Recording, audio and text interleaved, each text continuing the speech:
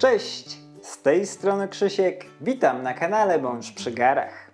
Dzisiaj przychodzę do Was z bardzo prostym i świątecznym przepisem, który nie wymaga użycia miksera.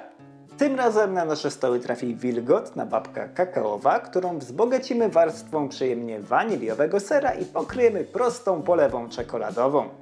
Jak zawsze zachęcam do zostawienia łapki w górę i subskrypcji. Przy okazji dajcie znać, jakie babki trafią w tym roku na Wasze wielkanocne stoły. Zapraszam Was na film i biorę się do roboty.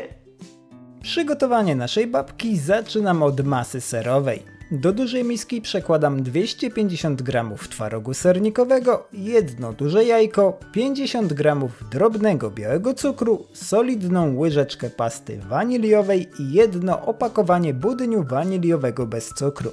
Zawartość naczynia mieszam przy pomocy rózgi tylko do uzyskania jednolitej masy.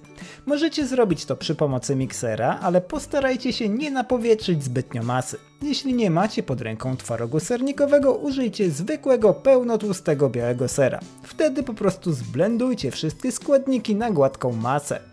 Całe opakowanie budyniu da Wam mocno zwartą warstwę serową w gotowym cieście.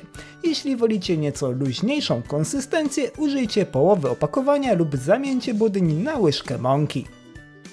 Po osiągnięciu odpowiedniej konsystencji masę serową na chwilę odstawiam i zajmuję się ciastem kakaowym. Do jego przygotowania potrzebuję 280 g mąki pszennej, u mnie typ 500, 40 g ciemnego kakao, 1,5 łyżeczki proszku do pieczenia i takiej samej ilości sody oczyszczonej. Składniki suche przesiewam najpierw przez drobne sitko, żeby pozbyć się wszelkich grudek, a następnie krótko mieszam przy pomocy rózgi, tylko do równego rozprowadzenia dodatków w mące.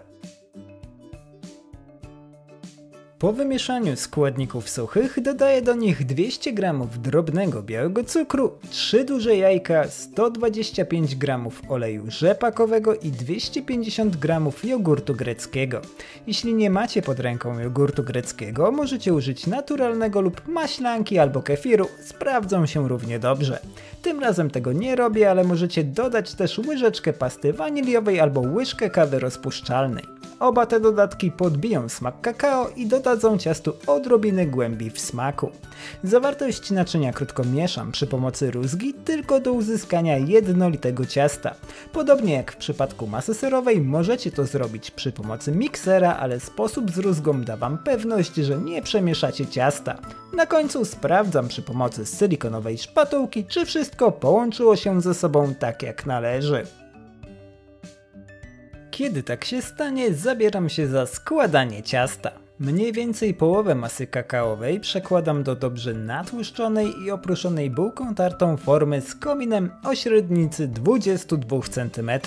Nie wyrównuję jej w żaden sposób, zostawiam ciasto tak jak jest. Da to później fajny efekt wizualny po upieczeniu babki. Na ciasto kakaowe wykładam całą masę serową. Powinna bez najmniejszego problemu przykryć ciemną masę i stworzyć odcięcie pomiędzy dwiema warstwami ciemnego ciasta.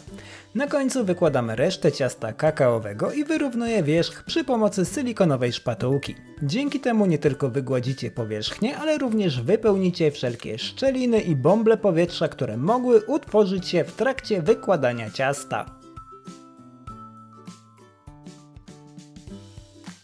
Forma z tak przygotowanym ciastem trafia do piekarnika rozgrzanego do 180 stopni Celsjusza w funkcji góra-dół na około 50-55 minut, aż patyczek do szaszłyków wbity w najgrubsze miejsce ciasta wyjdzie czysty. Na cieście kakaowym ciężko to ocenić, ale jeśli wiecie, że Wasz piekarnik mocno grzeje od góry, możecie po pewnym czasie przykryć ciasto kawałkiem papieru do pieczenia. Ja swoją babkę wyjąłem z piekarnika po 55 minutach i odstawiłem ją w blaszce na około 15 minut do lekkiego przestudzenia. Po tym czasie wyjąłem ją z blaszki na kratkę i wystudziłem całkowicie. Około godzinka, maksymalnie 2 powinny wystarczyć. Kiedy babka jest już wystudzona, możemy zabierać się za dekorację.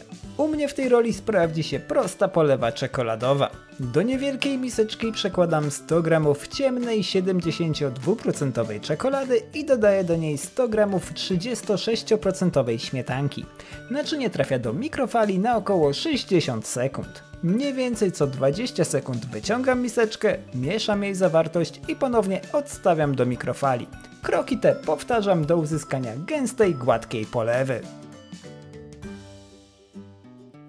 Po uzyskaniu odpowiedniej konsystencji dekoruję wierzch wystudzonej babki. Ostrożnie wylewam polewę na górę ciasta i pozwalam jej spłynąć niemal do samego spodu. Podane ilości pozwolą pokryć Wam całe ciasto. Ja zużyłem tylko połowę polewy, żeby móc pokazać to ładne odcięcie poszczególnych warstw.